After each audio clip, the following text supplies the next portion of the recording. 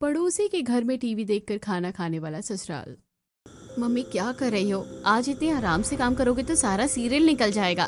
अरे बेटा जल्दी जल्दी मेरा हाथ बटा दे। देख मैंने सारा खाना बना लिया है, तू इसे फटाफट प्लेट में डाल दे, तब चल के फिर सब बैठकर आराम से टीवी देखेंगे। अरे हो गया क्या खाना तैयार? अरे ले आना फिर तुम वहीं पर, मैं जा रहा हूँ मोहन भाई साहब के घर। नंदिनी अपनी माँ के साथ मिलकर सारा खाना प्लेट में डाल देती है। इस तरह राजेश, सरला, नंदिनी, दीपक और रोहन सब पड़ोसियों के घर खाना लेकर चले जाते हैं और टीवी देखते हुए आराम से खाना खाते हैं। अरे आप लोगों ने तो हमें भी इन औरतों वाले नाटक देखने की आदत डाल दी है। हाँ बिल्कुल, अब इन्हें देखे बिना खाना गले से नीचे उतरता ही नहीं है। रोहन की बात सुनकर सब लोग हंसने लग जाते हैं और इस तरह सब टीवी देखते हुए खाना खाते हैं। दरअसल इस फैमिली में सबको टीवी देखकर खाना खाने की आदत है। इनके घर में टीवी नहीं है, इसलिए ये लोग पड़ोसियों के घर ही तीनों टाइम का खाना खाते हैं, वो भी टीवी देखते हुए। ऐसे कुछ दिन बीत जाते हैं। एक दिन रोहन ऑफिस के लिए तैयार होकर हॉल में आता है और अपने जूते साफ कर रहा होता है। नंदिनी सोफे पर बैठी होती है। मम्मी 10 मिनट रह गए हैं सीरियल शुरू होने में, और कितना काम रह गया है आपका? भाई तुम्हारे मजे हैं, पूरा दिन घर पर रहते हो, तीनों वक्त सीरियल देखते हो। और नंदिनी तेरा तो कॉलेज भी ऐसा है कि एक भी टाइम का सीरियल नहीं छूटता। 10 से 12 सबसे ज्यादा मजे तो तेरे ही हैं। अरे हाँ बिल्कुल, मैं तो सोच रहा था अगर इसकी क्लास 11 से 2 हो जाती तो और मजा आ जाता। क्या पापा, आप भी भैया की साइड ले रहे हो? और भैया आपको इतनी परेशानी क्यों हो रही है ऑफिस जाने में? अरे क्यों ना हो, तुम तो यहाँ नाश्ता करते हुए सीरियल देखोगे और हम दोनों ऑफिस में काम करेंगे। अरे चलो कोई बात नहीं बेटा, हम भी टेलीकास्ट देखकर काम चला लेते हैं। सब लोग सीरियल के बारे में बात कर रहे होते हैं। इतने में दीपक रसोई में जाता है। मम्मी कितने दिन हो गए आपने इडली डोसा नहीं बनाया, मेरा बहुत मन कर रहा है। अरे बेटा अगर तुझे इडली डोसा खाना है तो रात में बता देता। देख मैंने सबके लिए सैंडविच बना दिए हैं, सीरियल का भी टाइम होने वाला है, तुम्हारे लिए लंच पैक कर दिया है, और ये रहा तुम्हारा नाश्ता। चल नंदिनी फटाफट चल, सीरियल निकल जाएगा। इस तरह माँ बेटी जल्दी जल्दी अपना काम खत्म करके नाश्ता लेकर पड़ोसियों के घर चली जाती हैं और आराम से बैठकर सीरियल का मजा लेते हुए नाश्ता करती हैं। मेरा तो इस सीरियल को देखने का मन ही नहीं करता। ये तनु कितनी बदतमीज है, प्रज्ञा के पीछे ही पड़ी रहती है। अरे भाभी सीरियल में कोई ना कोई विलन तो रखना ही पड़ेगा, वरना सस्पेंस कैसे बनेगा? आप ही सोचो, अगर प्रज्ञा और अभी खुशी खुशी रहने लगेंगी तो क्या आप सीरियल देखेंगी? हाँ सही कह रही है नंदिनी, ऐसे विलन की वजह से ही तो कहानी में ट्विस्ट आता है। नंदिनी की बात सुनकर सब लोग हंसने लगते हैं। ऐसे ही दिन बीत रहे होते हैं। एक दिन सरला के घर पर पड़ोसन पिंकी आती है और जोर जोर से दरवाजा खटखटाती है, लेकिन कोई दरवाजा नहीं खोलता। अरे पिंकी बहन क्या हुआ? अच्छा हुआ तुम आ गई, मैं कब से दरवाजा खटखटा रही हूँ, कोई खोल ही नहीं रहा। अरे वो लोग तो सविता के घर गए हुए हैं। सविता के घर? सब ठीक तो है? हाँ सब ठीक है, बस ये लोग वहीं खाना खाते हैं और सीरियल देखते हैं। अगर जरूरी काम है तो 1:30 बजे के बाद आना। ये सुनकर पिंकी हैरान रह जाती है और वापस अपने घर चली जाती है। उधर सरला की फैमिली शो देखकर घर लौट आती है। अरे बेचारी प्रज्ञा कितनी सीधी है, ये तनु उसका सब कुछ छीन लेगी। हाँ देखो तो कितने तेज है ये तनु, और वो अभी की बहन मुझे तो दुश्मन लगती है। उसकी बातें सुनकर नंदिनी हंसने लगती है। मम्मी पापा आप लोग भी ना सीरियल की बातों को असली समझ लेते हैं। इस तरह उनका पूरा दिन सीरियल में ही बीतता है। कुछ देर बाद पिंकी फिर से सरला के घर आती है। अरे आओ पिंकी बहन, आज कैसे आना हुआ? रहने दो, मैं दोपहर में 10 मिनट तक दरवाजे पर खड़ी रही, किसी ने दरवाजा नहीं खोला। अरे वो हम लोग सविता के घर गए थे। अच्छा इतना शौक है टीवी देखने का, तो अपने घर पर टीवी क्यों नहीं लगवा लेते? ये सुनकर सरला चुप हो जाती है। अच्छा मैं तो ये कहने आई थी कि कल एकादशी है, मैं कीर्तन करवाने वाली हूँ, तुम भी आ जाना। हाँ बिल्कुल, एकादशी तो भगवान का दिन होता है, तो ठीक है कल जरूर आना, और अपने ठाकुर जी को भी साथ ले आना। इतना कहकर पिंकी वहां से चली जाती है। मम्मी मेरे दोस्त की माँ है ना, उसके लिए इतना टेस्टी टेस्टी टिफिन पैक करती है कि खाने की खुशबू से ही मेरा भी मन कर जाता है, और आप रोजाना दाल चावल छोले चावल पैक करके भेज देती हो। कुछ अच्छा सा बनाया करो ना। अरे बेटा ये खाना बनाकर दे रही है ना, वही बड़ी बात है, खा ले चुपचाप। रोहन की बात सुनकर सब लोग हंसने लग जाते हैं। तभी राजेश हॉल में आता है। अरे सुनो सरला, गांव से भाई साहब का फोन आया था। वो रोहन के लिए जो लड़की पसंद की थी ना, कह रहे हैं कि उनकी रजामंदी है रिश्ते के लिए। बताओ अब क्या जवाब दूं उन्हें? देखो लड़की का फोटो भी भेजा है। राजेश सभी घर वालों को लड़की का फोटो दिखाता है। भैया लड़की तो सच में बहुत प्यारी है। पापा मैं कहती हूँ आप हाँ कर दो, कितनी खूबसूरत लग रही है और क्वालिफिकेशन भी कितनी अच्छी है। अगर जॉब करना चाहेगी तो वो भी कर लेगी। क्यों भैया, आपकी क्या राय है? हाँ बेटा, हमारा क्या है, हमें अच्छी लगे तो तुम अपनी बताओ। मम्मी पापा आपको जैसा ठीक लगे, वैसे लड़की ठीक है, आप हाँ कर दो। रोहन के मुंह से हाँ सुनकर घर में खुशी की लहर दौड़ जाती है। राजेश अपने भाई को फोन करके बता देता है कि उन्हें रिश्ता मंजूर है और लड़की वाले उन्हें अगले रविवार को बुलाते हैं। ऐसे ही बीच के दिन बीत जाते हैं। अच्छा हुआ लड़की वालों ने हमें रविवार को बुलाया है। रविवार को दोपहर में कोई सीरियल आता ही नहीं है। सुबह वाला हम देख कर जाएंगे और शाम वाला आकर देख लेंगे। अरे ये बात तो मैंने सोची ही नहीं। चले एक काम करते हैं, सुबह के लिए सारी सब्जी काट कर अभी रख देते हैं। अरे सारी सब्जी तुम उधर ही ले चलो, सविता के घर टीवी देखते हुए काट लेना। हाँ, और भाभी के लिए जो सामान भेजोगे ना शगुन का, वो मैं वहीं बैठकर पैक कर दूंगी। हाँ ये भी ठीक रहेगा, टीवी देखते देखते कितने काम निपट जाएंगे। दोपहर में ये लोग खाने के साथ साथ घर के छोटे मोटे काम जैसे सब्जी काटना और गिफ्ट पैक करना सब कुछ पड़ोसियों के घर ले जाते हैं और टीवी देखते हुए एंजॉय करते हैं। टीवी के साथ तो खाना खाने और काम करने का पता ही नहीं लगता। देखो 2 घंटे का महा एपिसोड था, कब 2 घंटे बीत गए पता ही नहीं चला। और अगर घर में रहते तो पूरा दिन पहाड़ जैसा लगता। हाँ चाची, ये तो सही कह रही हो आप। टीवी के बिना तो दिन कटना मुश्किल है। टीवी के बिना तो दिन काटना मुश्किल हो जाता है। अरे भाभी, तभी तो तीनों टाइम हम आपके घर ही बैठे रहते हैं। नंदिनी की बात सुनकर सब लोग मुस्कुरा देते हैं। ऐसे ही शनिवार के बाद रविवार आता है। घर में लड़की वालों के यहाँ जाने की तैयारी चल रही होती है। इतने में राजेश तैयार होकर आता है। अरे भाई सरला, बाकी काम बाद में कर लेना। देखो कुंडली भाग्य शुरू हो गया है। आज छोटा सा एपिसोड आएगा, पहले नाश्ते के साथ उसे देख लेते हैं। क्या बाबा, आप भी बच्चों की तरह कर रहे हैं? आपको मेरे लड़की देखने का एक्साइटमेंट कम और सीरियल का शौक ज्यादा चढ़ा हुआ है। आप एक काम करो, जाने दो, कोई कहीं नहीं जा रहा है, आप लोग सीरियल देख लो। अरे इतनी सी बात पर क्यों गुस्सा हो रहा है? वहां भी तो बैठकर देखेंगे ना। अगर टीवी देखते हुए खा लेंगे तो क्या हो जाएगा?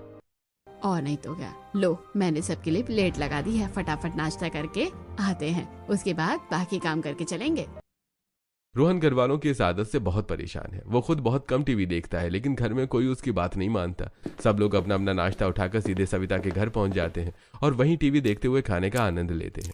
थोड़ी देर बाद ये लोग वापस आकर लड़की वालों के घर जाने की तैयारी करते हैं और सीधे पहुंच जाते हैं। वहां लड़की वाले इनका अच्छे से स्वागत करते हैं। सब बैठते हैं, चाय पानी होता है। भाभी कहाँ है? भाभी को तो बुलवाइए। हाँ बेटा, अभी बुलवाती हूँ, वो रसोई में होगी। रेखा ऋतु को आवाज लगाती है।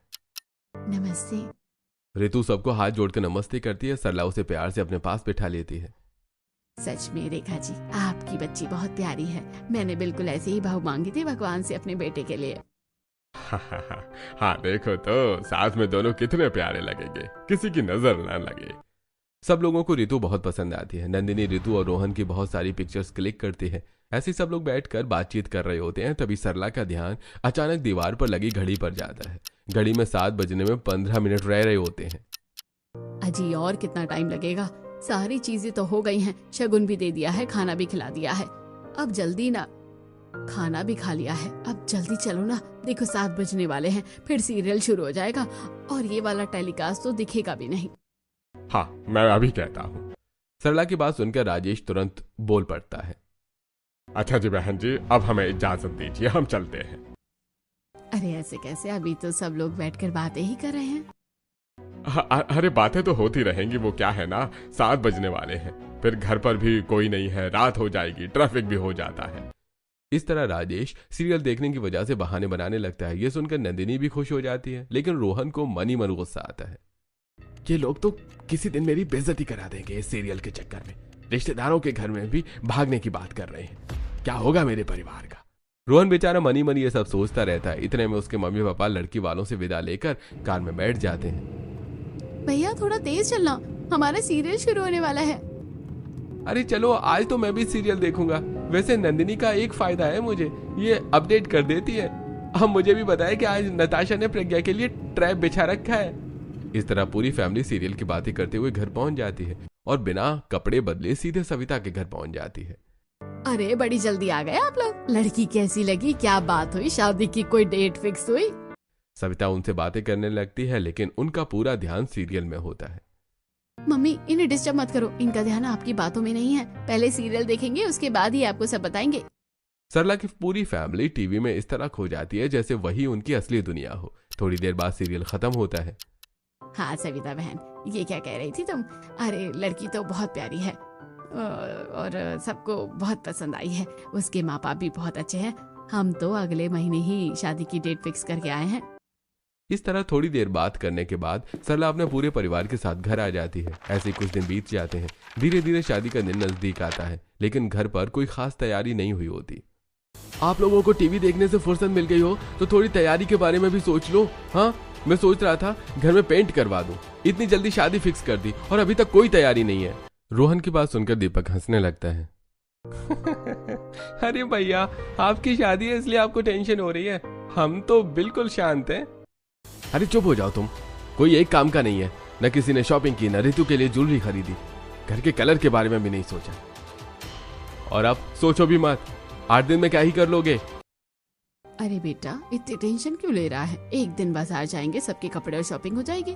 एक दिन सुनार के यहाँ जाकर गहने बनवा लेंगे। नंदिनी और मैं गिफ्ट पैक कर देंगे, सब मिलके हो जाएगा। सब मिलकर कर लेंगे। रोहन के बार बार कहने पर अब घर वाले थोड़े सीरियस होते हैं और शादी की तैयारियां शुरू होती हैं। अब जाकर लगने लगता है कि घर में शादी है, लेकिन बीच बीच में उनकी वही आदत, प्लेट उठाई और सीधे सविता के घर पहुंच गई।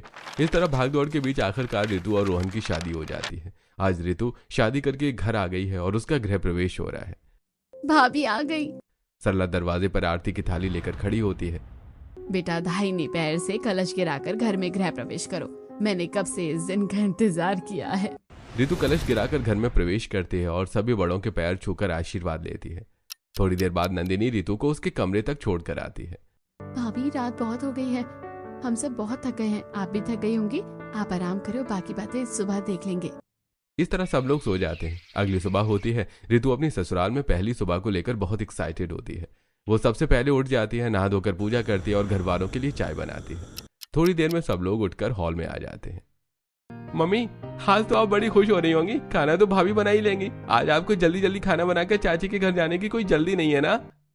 और नहीं तो क्या मैं उम्र भर तुम लोगों के लिए खाना ही बनाती रहूंगी? अब देखो, रोहन की शादी हो गई है, उसकी जिम्मेदारी हटी, और कुछ दिनों बाद तेरी भी कर दूंगी, फिर तो मैं बेफिक्र रहूंगी। इस तरह सब लोग बातें कर रहे होते हैं। तभी सबको चाय देने के बाद ऋतु धीरे से बोलती है। मम्मी, आज तो मेरी पहली रसोई है ना, आपने बताया ही नहीं कि आप लोगों को खाने में क्या क्या पसंद है। तुम्हें क्या बनाऊं? बेटा, तुझे जो भी बनाना है बना ले। मीठे में कोई एक चीज बना लेना, और हाँ, खाना 12 बजे तक बना लेना। हाँ भाभी, 12 बजे तक डेडलाइन नोट कर लो। वो क्या है ना, 12 बजे हमारा सीरियल आता है। नंदिनी की बात सुनकर ऋतु थोड़ी हैरान हो जाती है, लेकिन वो ज्यादा ध्यान नहीं देती और रसोई में जाकर खाना बनाना शुरू कर देती है। देखते ही देखते 12 बज जाते हैं, लेकिन खाना अभी पूरी तरह से तैयार नहीं हुआ होता। तभी सरला, राजेश और नंदिनी हॉल में आ जाते हैं। बेटा, खाना नहीं बना अब तक? अच्छा, एक काम कर, हम लोग सामने वाले घर में हैं, जब खाना बन जाए तो प्लेट में डालकर वहीं ले आना।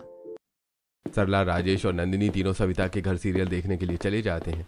इधर ऋतु सारा खाना बनाकर प्लेट में डालती है और पड़ोसियों के घर ले जाती है, लेकिन उसके मन में एक ही बात चल रही होती है। कैसे अजीब लोग हैं मेरे ससुराल वाले। मेरी पहली रसोई का खाना घर में बैठकर शांति से भी नहीं खा सकते, और नई नई बहुओं को पड़ोसियों के घर भेज रहे हैं, वो भी पहले ही दिन। यही सब सोचते हुए वो सबको खाना सर्व कर देती है। सभी लोग टीवी देखते हुए खाना शुरू कर देते हैं। तभी राजेश बोलते हैं। अरे बेटा, रायता नहीं बनाया क्या? बनाया है पापा जी, रुकिए 1 मिनट में अभी लेकर आती हूँ। ऋतु पड़ोसी के घर से अपने घर आती है और रसोई से रायता लेकर वापस जाती है, लेकिन जैसे ही वो राजेश को रायता देती है तभी नंदिनी बोल पड़ती है। अरे भाभी, कढ़ी में नमक ही नहीं है, इतना कम नमक खाते हो क्या आप? नहीं, मुझे कम नमक डालने की आदत है, रुको मैं अभी नमक लेकर आती हूँ। ऋतु फिर से अपने घर जाती है और रसोई से नमक लेकर वापस आती है। सब लोग फिर से खाना खाने लगते हैं। तभी चावल और रोटी खत्म हो जाती है। बेटा, रोटी और चावल नहीं है क्या? तूने कम बनाए थे क्या? नहीं मम्मी जी, रसोई में रखे हैं, रुको मैं अभी लेकर आती हूँ। इस तरह ऋतु बार बार पड़ोसी के घर से अपने घर जाती रहती है और हर बार कुछ न कुछ लेकर वापस आती है। उधर ये लोग आराम से बैठकर खाना खाते रहते हैं और इधर ऋतु पहले ही दिन इन सबसे बुरी तरह परेशान हो जाती है, लेकिन नई नई बहू होने की वजह से वो कुछ कह नहीं पाती। ऐसे कुछ दिन बीत जाते हैं। धीरे धीरे ऋतु को अब सब समझ आने लगता है कि सरला का पूरा परिवार तीनों टाइम का खाना पड़ोसी के घर बैठकर ही खाता है और इन सब के बीच में बेचारी बहू पीस रही है। एक दिन ऋतु की थोड़ी तबीयत खराब होती है, फिर भी वो रसोई में खड़ी होकर खाना बना रही होती है। तभी नंदिनी वहां आती है। भाभी खाना नहीं बनाए क्या? अगर बना होता तो मैं सबके लिए डालकर ले जाती, लेकिन आप देखो तो 12 बज गए हैं, सीरियल चालू हो गया होगा, मैं नहीं रुक सकती, आप खाना लेकर आ जाना। रितु पहले खाना बनाती है और रोजाना की तरह पड़ोसियों के घर सबको खाना देकर आती है, लेकिन आज भी ये लोग कभी किसी चीज के बहाने तो कभी किसी चीज के बहाने उसे बार बार घर भेजते रहते हैं और आज वो इन सब से बुरी तरह परेशान हो चुकी है। थोड़ी देर में सबका खाना हो जाता है। रितु सारा काम खत्म करके अपने कमरे में जाकर सो जाती है। उसने खुद खाना भी नहीं खाया होता। शाम को जब रोहन ऑफिस से घर आता है तो रितु को ऐसे बिना समय सोते देखकर हैरान हो जाता है। रितु, क्या हुआ? तुम्हारी तबीयत तो ठीक है ना? और ये क्या, तुमने खाना रखा हुआ है लेकिन खाया नहीं? रोहन बार बार पूछता रहता है लेकिन रितु कोई जवाब नहीं देती। तब रोहन उसका हाथ पकड़कर देखता है, उसे बहुत तेज बुखार होता है। वो तुरंत दवाई देता है। कुछ देर बाद रितु उठकर बैठ जाती है। रोहन, एक बात बताओ, तुम अपने घर में टीवी नहीं लगवा सकते? यहाँ इतनी सारी चीजें हैं, बस एक टीवी की कमी है। आखिर क्यों तुम लोग रोज पड़ोसियों के घर जाकर टीवी देखते हो? यार तुम ये सब छोड़ो, तुम्हारी तबीयत खराब है, पहले खाना खा लो और आराम करो। रोहन उसकी बात को टालने की कोशिश करता है लेकिन अब रितु सब समझ चुकी होती है। एक दिन सभी लोग हॉल में बैठे होते हैं, तभी रितु फिर से बात उठाती है। मम्मी पापा, आप लोग रोज पड़ोसियों के घर जाकर टीवी देखते हो, आपको बुरा नहीं लगता है क्या? और मेरे पापा ने दहेज में मुझे पूरा 42 इंच का टीवी दिया है, आप उसे हॉल में लगवा दो। रितु की बात सुनकर सब चुप हो जाते हैं लेकिन आज रितु जवाब चाहती है। रोहन, अगर तुमने मुझे सही वजह नहीं बताई कि तुम लोग पड़ोसियों के घर टीवी देखने क्यों जाते हो और घर पर टीवी क्यों नहीं लगाते, तो मैं खाना नहीं खाऊंगी और अपने मायके चली जाऊंगी। अब रोहन के पास कोई रास्ता नहीं बचता, वो सच्चाई बताने लगता है। आपका एक नहीं, दोनों बच्चे क्लास में फेल हुए हैं। इनकी परफॉर्मेंस बिल्कुल डाउन है। कैसे पेरेंट्स हो आप? इन पर बिल्कुल ध्यान नहीं देते। अगर ऐसा ही रहा तो आपके बच्चे कभी कामयाब नहीं हो पाएंगे। दरअसल नंदिनी और दीपक एक ही क्लास में फेल हो गए थे। पेरेंट्स मीटिंग में टीचर ने सरला और राजेश को खूब सुनाया। घर आने पर दोनों उदास बैठे होते हैं, तभी राजेश गुस्से में बोलते हैं, ये सारे फसाद की जड़ टीवी है। तुम अपने बच्चों को क्या समझाओगी? हाँ, खुद भी दिन भर टीवी देखती रहती हो। मैं आज इस टीवी को घर से हटवा दूंगा और जब तक ये बच्चे पढ़ाई पर ध्यान नहीं देंगे इस घर में कोई भी टीवी का नाम नहीं लेगा। इस तरह नंदिनी और दीपक की पढ़ाई की वजह से राजेश घर से टीवी हटवा देते हैं, लेकिन सरला और राजेश की टीवी देखने की आदत जाती नहीं। जब बच्चे स्कूल जाते तो ये लोग खाना बनाकर सविता के घर जाकर टीवी देखते और यहीं से ये आदत बन गई। रितु, अब तुम्हें समझ आ गया होगा ना कि हमारे घर में टीवी क्यों नहीं है? लेकिन अब तो नंदिनी और दीपक की पढ़ाई पूरी हो गई है, वो दोनों अपना काम करते हैं, अब तो टीवी लगवा सकते हो ना? मैं पापा से बोलकर टीवी जरूर लगवाऊंगी। रितु बार बार टीवी लगवाने की बात करती है लेकिन कोई भी उसकी बात का जवाब नहीं देता और हर दिन की तरह खाना लेकर सविता के घर चले जाते हैं। एक दिन रितु अपने कमरे में बैठी सोच रही होती है, तभी उसे याद आता है कि कपड़े बालकनी में सूख रहे हैं और मौसम बारिश का है। वो तुरंत बालकनी में जाती है और तभी उसे निकिता और उसकी सास सविता की आवाज सुनाई देती है। मम्मी, ये सारा सामान समेट दो और खाना खा लो, फिर चाची की पूरी फैमिली आ जाएगी टीवी देखने। पता नहीं कैसे लोग हैं, रोज आ जाते हैं मुंह उठाकर। अरे बेटा, क्या बताऊं, सालों से यही सिलसिला चलता आ रहा है। ये भी नहीं देखते कि किसी की प्राइवेसी डिस्टर्ब होती है, हर चीज की भी हद होती है। अब तो अपने घर में टीवी लगवा ही ले, बच्चे भी बड़े हो गए हैं। ये बातें सुनकर रितु को बहुत बुरा लगता है। वो जाकर सारी बातें सरला को बताती है। ऐसा हो ही नहीं सकता सविता बहन, हमारी बुराई नहीं कर सकती, ऐसा नहीं हो सकता है। सविता बहन हमारी बुराई नहीं कर सकती है, हम सालों से उनके घर जा रहे हैं, उन्होंने आज तक हमें देखकर मुंह नहीं बनाया। हाँ भाभी, निकिता भाभी तो हमें जाते ही चाय ऑफर करती है, आपको जरूर कोई गलतफहमी हुई होगी। रितु बहुत समझाने की कोशिश करती है लेकिन सब उसे ही गलत ठहरा देते हैं और हमेशा की तरह खाना लेकर सविता के घर चले जाते हैं। ऐसे कुछ दिन बीतते हैं। रितु रोज रोज के चक्कर से परेशान हो जाती है। एक दिन जब घर वाले बाहर गए होते हैं तब निकिता रितु के पास आती है। दोनों बैठकर बातें ही कर रही होती हैं। यार, मेरे तो पैरों में दर्द हो गया है, पता नहीं दिन में कितने चक्कर लगाती हूँ तुम्हारे घर और अपने घर के बीच। हाँ ये तो है, लेकिन क्या कर सकते हैं, अगर तुम मेरी मदद करो तो कुछ हो सकता है। दोनों मिलकर एक प्लान बनाती हैं। थोड़ी देर बाद घर वाले वापस आ जाते हैं। मम्मी कितने सही टाइम पर आए हैं, देखो 7 बजने वाले हैं, सीरियल शुरू होने वाला है, चलो जल्दी। सरला, नंदिनी और राजेश अपना सारा काम छोड़कर सविता के घर चले जाते हैं और हर बार की तरह रितु को खाना लाने का ऑर्डर दे जाते हैं। बहू, बहुत भूख लगी है, 5 मिनट के अंदर खाना लेकर आ जाना, तुम्हें पता है ना हमें टीवी के सामने ही खाना खाना है। रितु भी हाँ में हाँ मिलाती है और खाना लेकर सविता के घर चली जाती है। सब लोग आराम से खाना खाते हैं और फिर अपने घर लौट आते हैं। रात हो जाती है, सब सो जाते हैं। अगली सुबह सविता जोर जोर से रो रही होती है। उसकी आवाज सुनकर सरला और पूरा परिवार भागकर उसके घर पहुंचता है। क्या हुआ सविता, तुम ऐसे क्यों रो रही हो? अरे कोई मुझे बताएगा। तभी रोते हुए निकिता बोलती है, चाची हम बर्बाद हो गए, हम तो लुट गए। रात हमारे घर में चोरी हो गई। मेरी सोने की अंगूठी, डायमंड का हार, कुछ भी नहीं मिल रहा। निकिता की बात सुनकर राजेश हैरान हो जाते हैं। अरे ऐसा कैसे हो सकता है? हमारे मोहल्ले में तो आज तक कोई चोर आया ही नहीं, यहाँ कभी चोरी नहीं हुई। हाँ पापा, आप बिल्कुल सही कह रहे हैं। भाभी आप एक बार अच्छे से देख लो, हो सकता है चीजें यहीं कहीं रखी हों। मैंने पूरा घर उलट पुलट कर दिया है, कहीं कुछ नहीं मिला। सविता का पूरा घर बिखरा पड़ा होता है। तभी पूनम उसे समझाते हुए बोलती है, सविता तुम रोना बंद करो, थोड़ा होश में आओ और एक बार अच्छे से देख लो। ये कोई 2-4 हजार की बात नहीं है। अगर नहीं मिला तो पुलिस में शिकायत करना। दूध का दूध, पानी का पानी हो जाएगा। पूनम सही कह रही है। ये भी देखो कि तुम्हारे घर में कल कौन कौन आया था। आखिर ऐसे कैसे चीजें गायब हो सकती है? पिंकी की बात सुनकर सविता सोच में पड़ जाती है। घर में तो कोई भी नहीं आता, बस सरला बहन और इनका परिवार आता है टीवी देखने। इसके अलावा तो कोई नहीं आता। ये सुनकर सरला और उसका पूरा परिवार घबरा जाता है। बात कुछ भी हो सकती है, मैं तो बस कह रही हूँ एक बार अच्छे से जांच कर लो, वरना पुलिस में शिकायत कर देना। पिंकी की बात सुनकर माहौल और भी भारी हो जाता है। भाभी आप एक बार फिर अच्छे से देख लो। हम लोग अपने घर जा रहे हैं, अगर उसके बाद भी गहने नहीं मिले तो मैं खुद पुलिस में शिकायत करूंगा। ये कहकर रोहन और उसका परिवार अपने घर आ जाता है। बाकी पड़ोसी भी लौट जाते हैं। घर पहुंचते ही रितु गुस्से में बोल पड़ती है, मम्मी पापा, मैंने आपको कितनी बार समझाया था कि चाची आप लोगों को देखकर खुश नहीं होती है। आज देख लिया ना नतीजा। अगर चोरी का इल्जाम हमारे सिर पर आ गया तो हम क्या करेंगे? 8 लाख के गहने कहाँ से देंगे? बेटा वो तो सीधा सीधा हमारा ही नाम ले रही थी। अरे लेंगे ही ना, हम ही तो जाते हैं उनके घर और टीवी भी वहीं देखते हैं। हे भगवान, माता रानी हमारे सिर से ये इल्जाम हटा दो, हम अपने घर में ही टीवी लगवा लेंगे। सरला मंदिर में जाकर बैठ जाती है। पूरा परिवार परेशान होता है। राजेश इधर उधर टहल रहे होते हैं। चाची ने ऐसा कैसे कह दिया? लेकिन बात भी तो सही है, उनका डायमंड नेकलेस था। अगर हम पर इल्जाम आ गया तो हम तो बिना मरे मर जाएंगे। नंदिनी की बात सुनकर राजेश फैसला लेते हैं, आज से कोई भी सविता के घर नहीं जाएगा। मैं अभी टीवी लगवाने वाले को बुलाता हूँ, बस किसी तरह उनका सामान मिल जाए। ये सब सुनकर रितु मनी मन खुश हो जाती है। वो अपने कमरे में जाकर निकिता को फोन करती है। निकिता, जैसा हमने सोचा था बिल्कुल वैसा ही हुआ। पापा ने टीवी लगवाने वाले को बुला लिया है। अब तुम एक काम करो, चाची को हमारे घर भेज दो ताकि सबकी टेंशन खत्म हो जाए। दरअसल रितु ने निकिता के साथ मिलकर ये पूरा प्लान बनाया था, क्योंकि उसके ससुराल वाले समझने को तैयार ही नहीं थे और वो रोज रोज परेशान हो चुकी थी। ठीक है, ज्यादा परेशान नहीं करते, मैं अभी मम्मी को भेजती हूँ।